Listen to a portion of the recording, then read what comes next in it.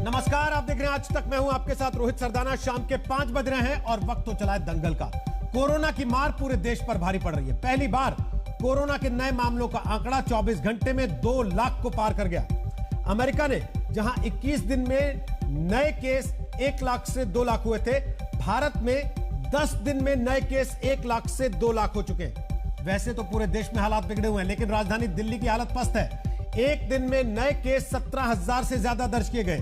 सिर्फ 8 दिनों में नए केस की संख्या दिल्ली में लगभग तिगुनी हो गई। इन्हीं हालात को देखते हुए दिल्ली की केजरीवाल सरकार ने वीकेंड लॉकडाउन लगाने का फैसला किया है। इसके तहत जिम, स्पा, मॉल, ऑडिटोरियम्स बंद होंगे। रेस्टोरेंट्स में केवल टेक अवे की, होम डिलीवरी की सुविधा होगी। सिनेमा हॉल 30% क्षमता के साथ खुलेंगे। दिल्ली में 30 अप्रैल तक पहले से ही नाइट कर्फ्यू लगा हुआ है।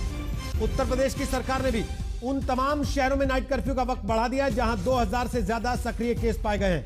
अब लखनऊ समेत यूपी के कई शहरों में रात 8 बजे से सुबह 7 बजे तक नाइट कर्फ्यू रहेगा। महाराष्ट्र की सरकार ने भी प्रधानमंत्री को चिट्ठी लिखकर केंद्र सरकार से मदद मांगी है। पूरे देश में जिस तरह के हालात हैं, उससे लग रहा है कि सब कुछ आउट ऑफ कंट्रोल है। ऐसे में कोरोना के खिलाफ क्या रणनीति अपनाई जाए, यह सबसे बड़ा सवाल है। इसीलिए दंगल में आज हमारा मुद्दा है कोरोना 2 लाख के पार। क्या लॉकडाउन ही है हथियार? पहले पूरी रिपोर्ट आपको दिखाते हैं, उसके बाद बताएंगे मेहमान हमारे साथ आज दंगल में कौन कौन से हैं।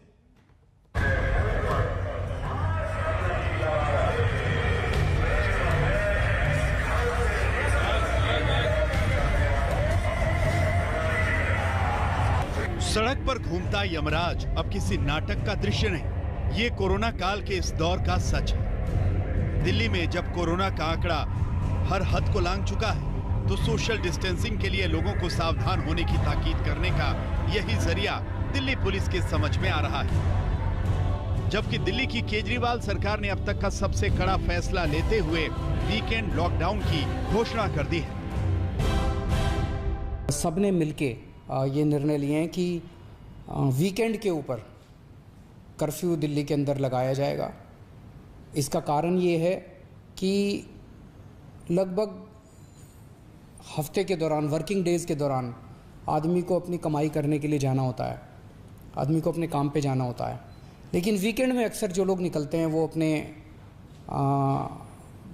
एंटरटेनमेंट के लिए या दूसरी एक्टिविटीज़ के लिए निकलते हैं, जो कि कर्टेल की जा सकती है, जिसके ऊपर अंकुश लगाया जा सकता है। उससे बहुत ज़्यादा लोगों को दिक्कत नहीं होनी चाहिए। दिल्ली में बीते एक दिन में 17,282 संक्रमण के मामले सामने आए। 6 अप्रैल को जब दिल्ली में नाइट कर्फ्यू का ऐलान हुआ था, तब राजधानी में एक दिन में 5,100 केस आए थे, यानी 8 दिन में तिगुनी से भी ज्यादा रफ्तार से मामले बढ़े। इस बीच दिल्ली सरकार ने कुछ होटलों और बैंक्वेट हॉल्स को अस्पतालों से जोड़ने का फैसला किया है।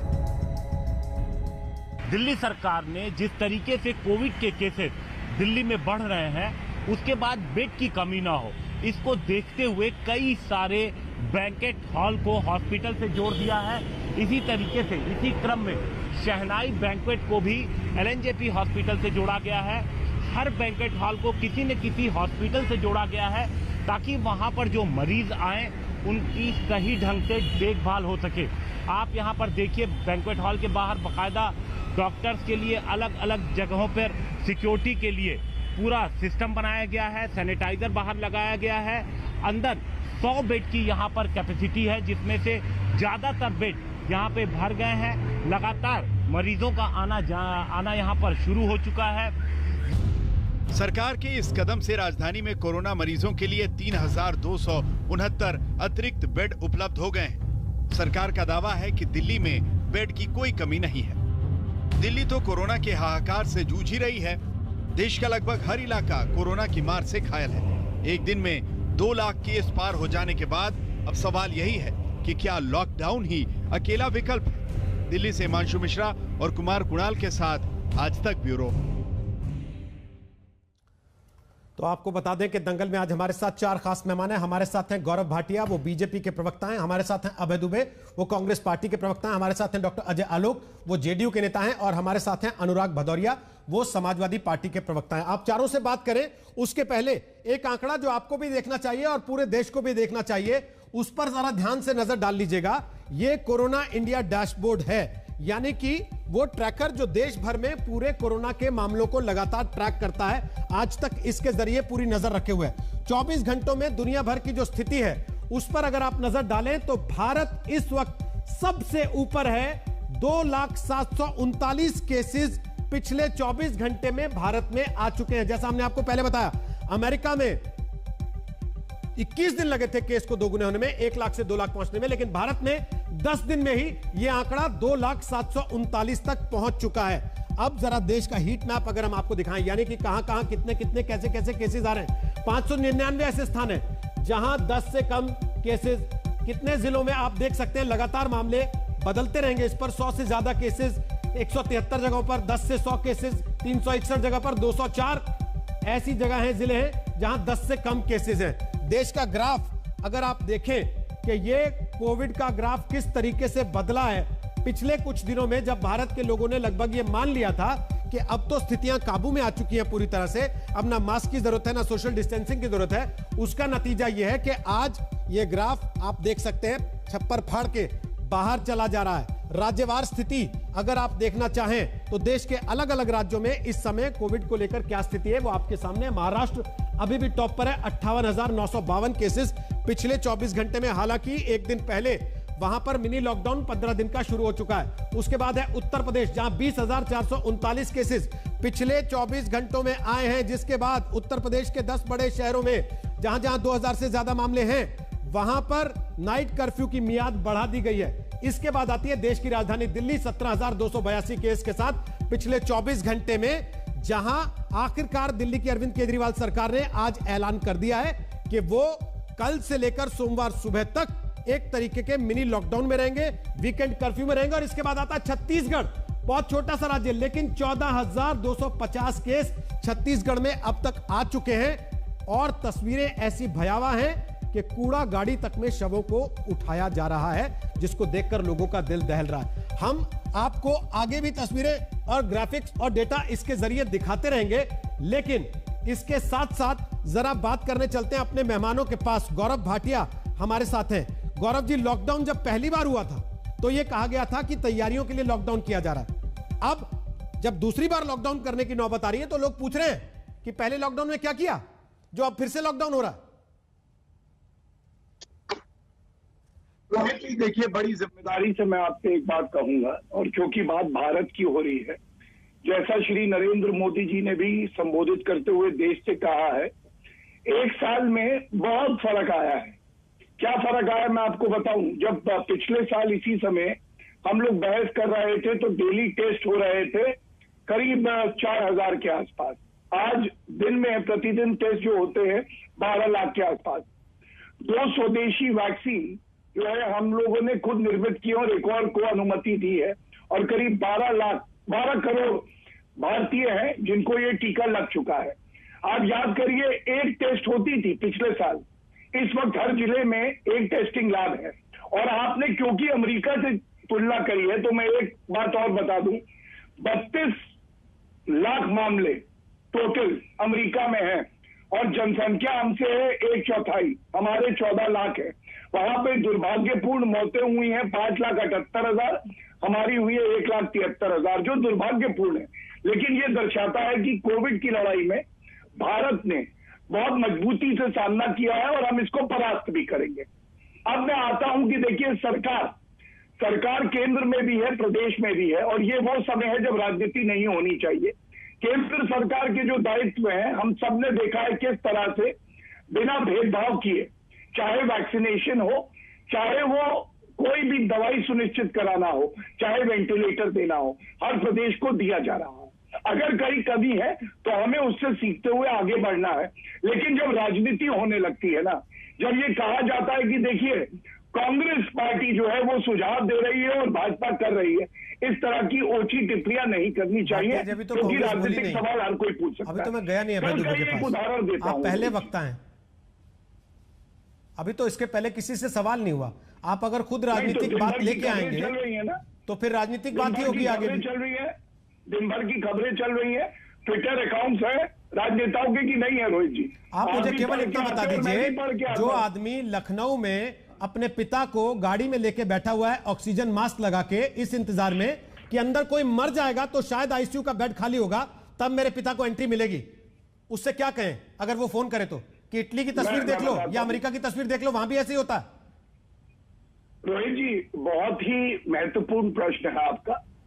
जो व्यक्ति बेड का इंतजार कर रहा है उसको ये बताना है कि आपने उत्तर प्रदेश की बात करी और मैं आंकड़े बाद में दे दूंगा, लेकिन क्योंकि ये प्रश्न बड़ा महत्वपूर्ण है, तो चाहे बेड हो, एक वर्ष में किस तरह से हम लोगों ने बेड बढ़ाए हैं ये हर कोई जानता है और आगे भी बढ़ाएंगे। ब्रजेश पाठक जी जो मंत्री है उन्होंने ही पत्र लिखा जो दिखाता है कि कुछ छुपाने का प्रयास नहीं हो रहा। और योगी जी ने कल ही की बात बता रहा हूं, रेमडेसिविर जो दवाई है उसको पाया गया कि कमी हो रही है तो मंगवाने का काम किया। कई जगह पे लॉकडाउन, ऐसे जिले भी हैं जहां लगाया गया है शाम का। तो ये क्या दिखाता है कि ये सरकार चाहे बेड हो, चाहे दवाई हो, चाहे टेस्टिंग हो, वो बढ़ा रही है, क्योंकि इतनी बड़ी एक सुनामी आएगी कोविड की ये किसी ने नहीं सोचा था। अपनी तरफ से पूरी तैयारी करी, लेकिन हाँ, अगर उसमें कमी है उसको केजरीवाल जी ने भी कह दिया कि दिल्ली में 5000 बेड अब भी खाली पड़े हुए हैं, लेकिन आप अपनी चॉइस के अस्पताल में जाना चाहते हैं इसलिए बेड नहीं मिलता आपको। जो आम आदमी मर रहा है सर, जिसको ऐप पर बेड दिख रहा है लेकिन अस्पताल में नहीं मिल रहा, उसको तसल्ली होती है कि इन बातों से कि हमने बेड बढ़ा दिए? हाँ रोहित जी, ये बात बिल्कुल सही है आपकी कि हर व्यक्ति और उसके परिजन को चिकित्सा मिले, ये जिम्मेदारी सरकार की है।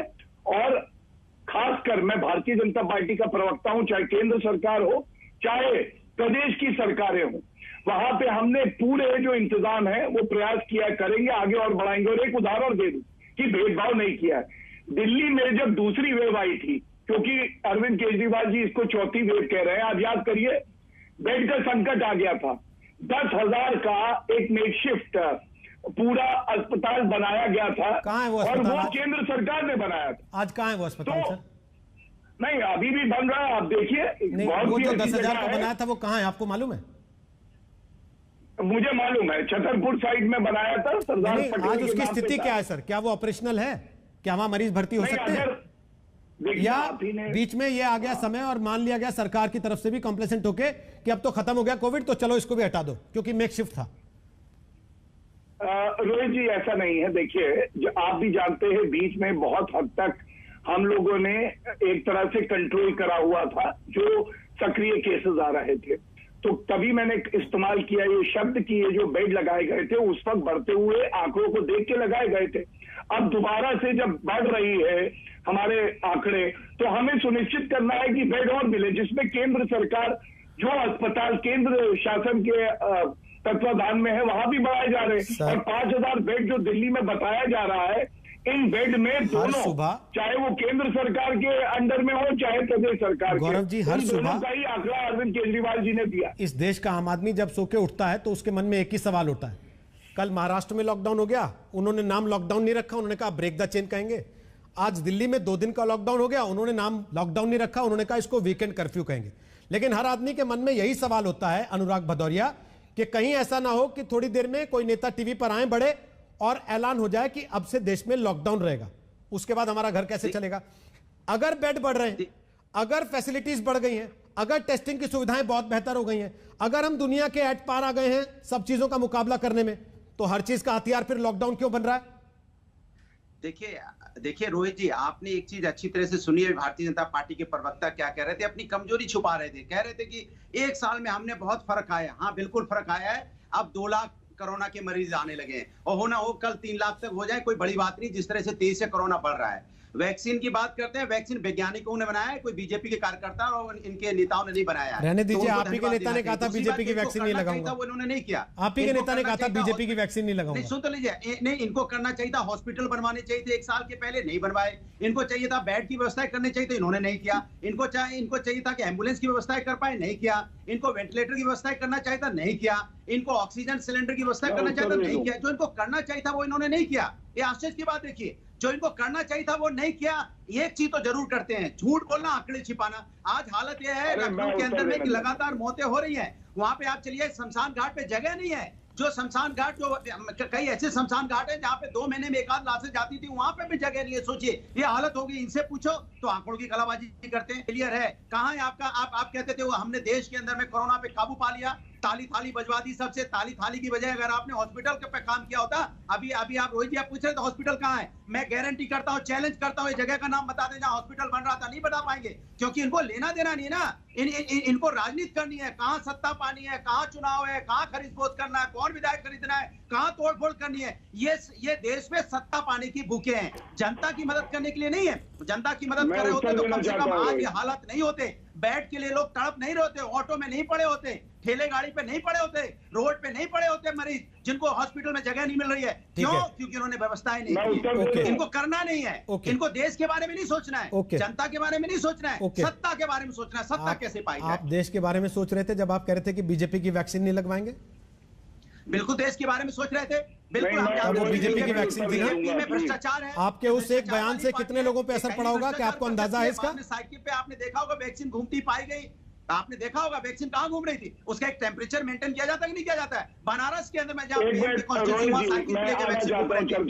भ्रष्टाचार है, इनकी भ्रष्टाचार वाली वैक्सीन है। ठीक है, अब सोचिए क्या हालत है। इन्होंने वैक्सीन कौन से हम गए वैक्सीन लगवाने के लिए, लोग वैक्सीन लगाने दे, एक कुत्ता काटने वाला इंजेक्शन लगा देते हैं। सोचिए ये इनकी हेल्थ व्यवस्था है, बताइए हेल्थ व्यवस्था इनकी कुत्ता काटने का इंजेक्शन लगा देते हैं। गौरव भाटिया दीजिए जवाब, सोचिए, दीजिए जवाब, बताइए कुत्ता काटने वाली। अब लड़िएगा मत, एक एक करके बोल लीजिएगा। हाँ, इनके बोलिए गौरव। नेता ये तो सपोलों से कम नहीं है, सपोले हैं ये। आपने बिल्कुल सही प्रश्न पूछा। अखिलेश यादव का बयान क्या था? अखिलेश यादव ने जब टीके का आविष्कार किया, हमारे वैज्ञानिकों ने, उन्होंने कहा ये बीजेपी का टीका। एक समाजवादी पार्टी के नेता ने कहा नपुंसक हो जाओगे। अब बीच में ना बोले। अनुराग जी उन्होंने पूरी बात सुनी ना आपकी। अनुराग जी आपने पूरी बात सुनी, अनुराग जी आपकी पूरी बात सुन ली ना उन्होंने। बीजेपी की सरकार है ना। अनुराग जी क्या चाहते हैं? एक एक वक्ता बोले, बाकियों की आवाज बंद रहे, फिर अच्छा लगेगा आपको?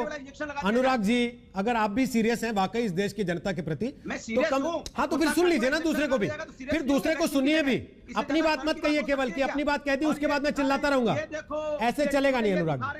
अनुराग जी आपके पास भी है वीडियोस, आप भी दिखा सकते हैं, आप भी दिखा सकते हैं, आप भी दिखा सकते हैं बैठ के वीडियोस, लेकिन प्लीज जब दूसरा बोल रहा हो तो सुने।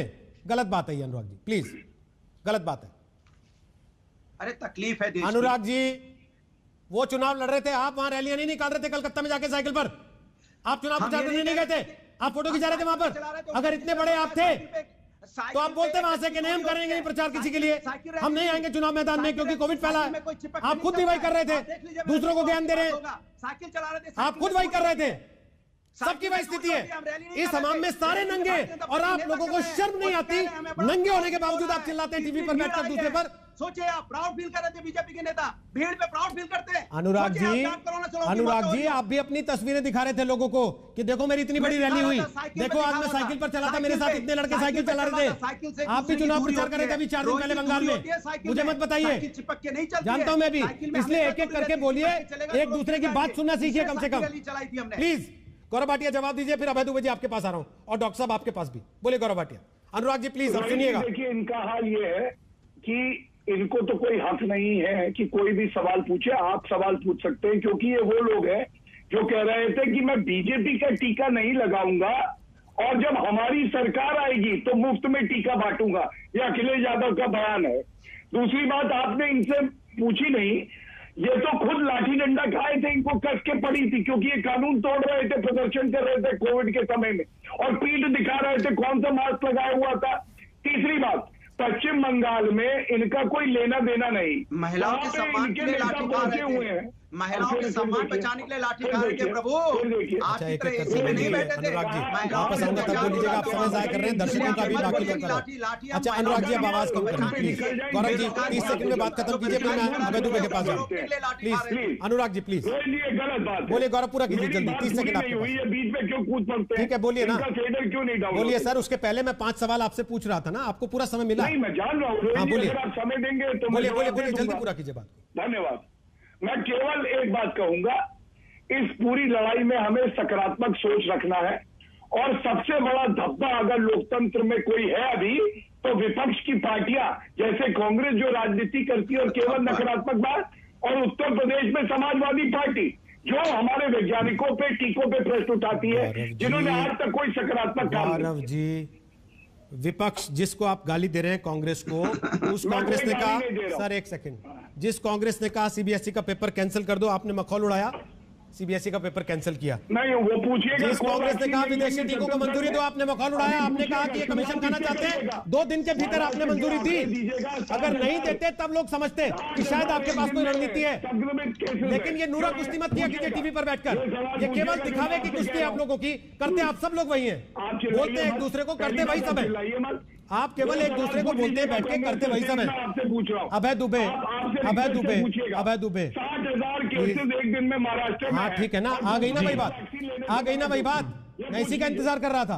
प्रधानमंत्री कहते हैं कि जहां मैक्सिमम टेस्टिंग हो आप अधिकतम से अधिकतम नंबर बताइए, इसमें कोई शर्माने घबराने की बात नहीं है। लेकिन बीजेपी के प्रवक्ता टीवी पर बैठकर कहते हैं 60,000 केस है, देखो इनसे तो संभला नहीं। अभय दुबे, अगर आपसे संभला नहीं तो फिर आप ज्ञान किस मुंह से देते हैं दूसरों को? क्योंकि छत्तीसगढ़ में भी स्थिति आपने देख ली है, वहां पे भी आपकी सरकार है। बिल्कुल रोहित सरदाना जी, मैं बहुत सकारात्मक बात करना चाहता हूं। देखिए, आज समूचे विश्व को अगर देखें तो हम यूएस को देखें तो हमसे लगभग 3 गुना कम केस आए हैं, 78,000, ब्राजील 75,000, टर्की 62,000, और आप चौंक जाएंगे सुनकर चाइना में कल सिर्फ 12 केसेस आए हैं। हमको गंभीरता से विचार करना चाहिए, 2 लाख केस का अर्थ क्या है? पूरा सिस्टम कोलैप्स हो जाएगा, इतने संसाधन हिंदुस्तान के पास नहीं है। मैं टीके की बहुत बात हो रही, छोटा सा प्रकाश डालना चाहता हूं टीके पे। पार्लियामेंट्री स्टैंडिंग कमेटी की रिपोर्ट 8 मार्च को आई है साइंस की, उसने ये बताया है कि कोविशील्ड ने जो उसको कहा है आकर स्टैंडिंग कमेटी को कि उसकी जो वैक्सीन बनाने की क्षमता है वो 70 मिलियन पर मंथ की है और कोवैक्सीन की सिर्फ 10 मिलियन पर मंथ की है। इसका अर्थ यह है कि 8 करोड़ टीके हर माह बनाने की क्षमता है। आज हम 11 करोड़ 44,93,000 टीके लगा चुके हैं और पर मंथ हमने 16 जनवरी से अब तक प्रतिदिन सिर्फ 12,77,000 टीके लगाए। रोहित सरदाना जी, आज बड़ा संकट देश के सामने ये खड़ा है कि जो 11.5-12 करोड़ टीके हैं, इनको अगले महीने दूसरा डोज कैसे दोगे? ये सरकार ने दूरदर्शी व्यवहार किया ही नहीं हिंदुस्तान के साथ। इस हिंदुस्तान के पास एक अवसर था जब स्पुतनिक ने अप्लाई किया था। आप कल्पना कीजिए, रशिया ने 11 अगस्त को उसको अप्रूवल दे दिया। उसने कहा कि इम्यूनोजेनिसिटी डेटा, सुनिए ना, आपने कहा मैं कोई राजनीतिक बात नहीं करूंगा, लेकिन मैं एक सवाल पूछना चाहता हूं। सर, आपके पास दुनिया जहान का ज्ञान है, अपनी सरकार को छत्तीसगढ़ में इतना नहीं बता सकते कि कूड़ा ढोने वाली गाड़ी में लाश तो मत उठाओ, इलाज नहीं दे सकते तो? मरने के बाद तो इतना सम्मान कर लो आदमी का, जीते जी नहीं करते तो? मैं चाहता हूं कि आप पूरा अवसर मेरी बात का दें। 1,18,000 एक्टिव केसेस हैं छत्तीसगढ़ जैसे छोटे राज्य में। आप जानते हैं क्या हुआ इस हिंदुस्तान के साथ? देश के प्रधानमंत्री जी, मैं आपसे पूछना चाहता हूं, बताइए, 21 अक्टूबर को जब हमारे सर्वाधिक टेस्ट हो रहे थे, 14,69,000 हिंदुस्तान में टेस्ट हो रहे थे क्योंकि 52,000 केसेस थे। हम उसको धीरे धीरे रिड्यूस करके हिंदुस्तान में सबसे कम 8 फरवरी को 8,715 केस पर ले आए प्रधानमंत्री जी। आज जब 2 लाख केस है तो उस दिन से भी कम टेस्टिंग, 13 लाख के लगभग हम टेस्टिंग करा रहे हैं। ये आपको इस पर एक बार गंभीरता से विचार करना चाहिए था। रेमडेसिविर 38,80,000 की इंस्टॉल्ड कैपेसिटी हमारी पर मंथ। सुनिए ना, 38,80,000 रेमडेसिविर बनाने की इंस्टॉल्ड कैपेसिटी पर मंथ है। 7 कंपनियां बनाती, हम एक्सपोर्ट पर एक्सपोर्ट करते गए, प्रतिबंध नहीं लगाया। ये आज स्थितियां निर्मित हुई। 3 दिन पहले आपने एक्सपोर्ट पर प्रतिबंध लगाया। राहुल गांधी जी को याद करिए, उन्होंने कहा था प्रधानमंत्री जी एक बड़ी सुनामी आने वाली। प्रधानमंत्री जी अब की बार ट्रंप सरकार और लिट्टी चोखा खाने में लगे हुए थे। प्रधानमंत्री को कहा कि आप कोरोना वायरस को कंटेन नहीं कर रहे, इस तरीके के लॉकडाउन से सिर्फ इकोनॉमी को कंटेन कर रहे हैं। ये है, क्या महाराष्ट्र में, क्या छत्तीसगढ़ में बीजेपी लड़ रही थी कोरोना से या आपकी सरकार सत्ता में थी? अजय आलोक, ब्रेक पर जाना है, उसके पहले आपसे कमेंट लेना चाहता हूं। क्या ये ब्लेम गेम बंद होगा, और अगर नहीं होगा तो क्या ये सारे पाप लॉकडाउन के पीछे छुपेंगे केवल? देखिए रोहित जी, ब्लेम गेम तो चलेगा, नहीं तो फिर विपक्षी राजनीति दल होते किस लिए? और जवाब भी मिलेगा, संपूर्ण जवाब मिलेगा। कांग्रेस के मित्र इतने बड़े बड़ी ज्ञान दे रहे हैं। बगल में झारखंड है, अविभाजित बिहार होने के पहले बिहार के पास 3 लिक्विड ऑक्सीजन के प्लांट होते थे जो बोकारो, जमशेदपुर में रहते थे। झारखंड में स्वास्थ्य मंत्री कांग्रेस पार्टी के हैं, बन्ना गुप्ता। उन्होंने 7 दिन पहले ऑर्डर निकाल दिया, एग्जीक्यूटिव ऑर्डर, कि लिक्विड ऑक्सीजन बिहार में नहीं जाएगी। नतीजा है कि बिहार में आप कई रिपोर्टर कल से रिपोर्ट कर रहे हैं ऑक्सीजन की कमी हो रही है। अब हम उत्तर प्रदेश से मंगवा रहे हैं, वेस्ट बंगाल से मंगवा रहे हैं, वहां भी मना हो गया है। तो ये है ब्लेम गेम, लेकिन ये सच्चाई है। एग्जीक्यूटिव ऑर्डर की कॉपी निकाल लीजिएगा, इसका भी जवाब दें कांग्रेस पार्टी क्यों कर रहे हैं भैया ऐसा, और जबकि वो संपत्ति तो बिहार सरकार की है, डिस्प्यूटेड है सुप्रीम कोर्ट में, उसका जवाब नहीं देंगे तो ब्लेम गेम चलेगा। सच्चाई है, एक डॉक्टर की तरह बता रहा हूं आपको, जिस ढंग से केसेस बढ़ रहे हैं एक एकदम एडमिनिस्ट्रेटिव डिसीजन होना चाहिए। अगर लॉकडाउन की जरूरत है तो हर जिलों में होनी चाहिए, इसमें कोई शक नहीं है। कोई सरकार, चाहे कांग्रेस की सरकार हो, बीजेपी सरकार हो, जेडीयू की सरकार हो, किसी सरकार के बस का नहीं है अगर इन्फेक्शन इस तरह से बढ़ने लगा आउट ऑफ कंट्रोल। ये जनता को समझना पड़ेगा, जन भागीदारी नहीं होगी सरकार कुछ नहीं कर सकती है। रोहित जी, सच्चाई यही है। अजय जी, जनता बाहर कब आई? जब सरकार ने कहा कि अब अनलॉक हो रहा है, एक फेज आया, दूसरा फेज आया, तीसरा फेज आया, चौथा फेज आया, पांचवा फेज आया, जैसे जैसे जो खुलता गया जनता की भागीदारी उसमें बढ़ती गई। अब ये कहना कि जनता जिम्मेदार है, क्या सरकारें ये कहकर जनता के सिर ठीकरा फोड़कर अपना पल्ला झाड़ सकती है इस बात से कि एक साल में उन्होंने क्या तैयारी की थी और क्या सारे पाप? तो ब्रेक के बाद एक बार फिर आपका स्वागत है। दंगल आप देख रहे हैं। कोरोना 2 लाख के पार, क्या अब लॉकडाउन ही है हथियार? गौरव भाटिया हमारे साथ हैं, अभय दुबे हमारे साथ हैं, हमारे साथ डॉक्टर अजय आलोक हैं और हमारे साथ हैं अनुराग भदौरिया। दिल्ली की सरकार ने, अभय दुबे, आज लॉकडाउन एक तरीके से 2 दिन के लिए ऐलान किया। बहुत से लोगों को लग रहा है कि ये लॉकडाउन की आहट है। क्या आपको लगता है कि लॉकडाउन ही एकमात्र रास्ता बचा है, इसके अलावा कोई रास्ता नहीं? देखिए रोहित जी, लॉकडाउन कोई समाधान, लॉकडाउन सिर्फ हम टाइम बाय करते हैं कि हम अपनी तैयारियां कितनी कर पाए। मैं एक छोटे सा पक्ष आपके सम्मुख रखना चाहता हूं। हो सकता है कि सरकार वैक्सीनेशन का टाइम और बढ़ा दे, वो कोई साइंटिफिक उनके पास रीजन नहीं है। आप देखिए पिछली बार भी 4 से 6 हफ्ते था, उन्होंने कहा 6 से 8 हफ्ते के बीच दूसरा डोज देंगे, क्योंकि वो नहीं है। एक बहुत बड़ी गलती सरकार ने की कि 5 फरवरी को फाइजर को मना कर दिया और फाइजर अब हिंदुस्तान में आने को तैयार नहीं है। स्पुतनिक को 24 फरवरी को मना कर दिया, जबकि उसी बेसिस पर आपने कोविशील्ड को अप्रूवल दिया, अच्छी बात है। तो उनको इम्यूनोजेनिसिटी डेटा जब उन्होंने लेंसेट में पब्लिश किया था, 40,000 ब्रिजिंग ट्रायल थे, स्पुतनिक ने सारे प्रमाण दिए थे, वो 100 मिलियन की तैयारी करके बैठे थे। खैर, अब भी प्रधानमंत्री जी आप तत्परता से इस पे आगे बढ़िए। एक बड़ी बात मैं बताता हूं, 21 फरवरी को पहली मीटिंग ली प्रधानमंत्री जी ने 5 राज्यों के चुनाव की। उसके बाद से स्थितियां बिगड़ना प्रारंभ हुई देश की। पूरी आप पूरी बोलते तो ऐसे जैसे आपके नेता खुद चुनाव प्रचार में नहीं जा रहे। अच्छा, बंगाल में नहीं गए थे राहुल गांधी, केरल में, असम में तो कर ही रहे थे, अब तो बंगाल में भी कर रहे हैं। सारे मिलकर चुनाव आयोग के दरवाजे बैठ जाइए ना जाके कि नहीं करना है चुनाव प्रचार। आपके तो एक कैंडिडेट की जान तक चली गई। आप गए चुनाव आयोग के पास कि रद्द कर दीजिए या सबको एक फेज में कर दीजिए, बाकी जो बचे। राहुल गांधी जी ना प्रधानमंत्री है ना इलेक्शन कमीशन। अरे सर, चुनाव तो लड़ रही है आपकी पार्टी भी, एक पहल तो करते। जब आप ये दावा करते हैं कि सीबीएसई के लिए हमने पहल की, वैक्सीन के लिए हमने पहल की, चुनाव के लिए भी कर देते। जो लोग आपको बधाई दे रहे हैं 2 चीज के लिए, तीसरी के लिए भी देते, हो जाती वाहवाही थोड़ी और आपकी। सरदाना जी, नहीं रोहित सरदाना जी, बड़ा प्रश्न ये है, मैं ये कह रहा हूं कि प्रधानमंत्री जी ने 11 मीटिंगें सिर्फ इस पेंडेमिक के लिए 20 मार्च 2020 से लेकर 17 मार्च तक। आप बताइए 33 रैलियां कर ली आपने। अरे आप तो अजय आलोक जी शांत रहिए, बिहार की क्या हालत किया, सिर्फ 52 लाख वैक्सीन किए आपने और 6 लाख 2 डोज लगे। आप प्रोटेक्टिव नेचर की स्टेट नहीं है नागरिकों के लिए। अरे छत्तीसगढ़ में क्या प्रोटेक्शन दे रहे हैं आप अभय जी? उस पर तो आपने जवाब दिया नहीं। जब मैंने पूछा कि कूड़े की गाड़ी में लोगों की बॉडी उठा रहे हैं, उसको तो आप गोल कर गए। आप चले गए वैक्सीन को लेकर, लैंसेट में क्या पब्लिश हुआ था? अरे सर, जो आदमी मर गया ना, जिसके घर में कोई मर जाता है, वो आपसे ये नहीं सुनेगा कि लैंसेट में क्या पब्लिश हुआ था, वो पूछेगा आपने क्या किया था। अजय आलोक आपकी बात पे जवाब दे रहे हैं। वो किया है अजय आलोक आपकी बात पे जवाब दे। मुझे बताइए, पेंडेमिक एक्ट लगाए, दिल्ली की सरकार के हाथ में अधिकार है, प्रधानमंत्री जी के हाथ में अधिकार है। प्रधानमंत्री सरकार। अजय आलोक कुछ बोल रहे हैं। मुझे एक सेकंड, मुझे बताइए क्या गाइडलाइन आपने जारी की? वायरस में म्यूटेशन हुआ है, अब बच्चों को भी वायरस का इन्फेक्शन हो रहा है और अब वो आरटीपीसीआर टेस्ट में नहीं पकड़ा रहा है। करते रहिए ना, 24 घंटा करते रहते हैं, नींद में भी आधार पर हॉस्पिटल अबे जी प्लीज कोई नई गाइडलाइन। अभय जी, वो आपकी बात का जवाब दे रहे हैं ना, सुन तो लीजिए। अजय जी की बात सुन लीजिए, फिर गौरव भाटिया और अनुराग भदौरिया आ रहे हैं। आपको पता फिर वहां क्या होने वाला, इसलिए पहले आप लोग अपनी बात कह लीजिए।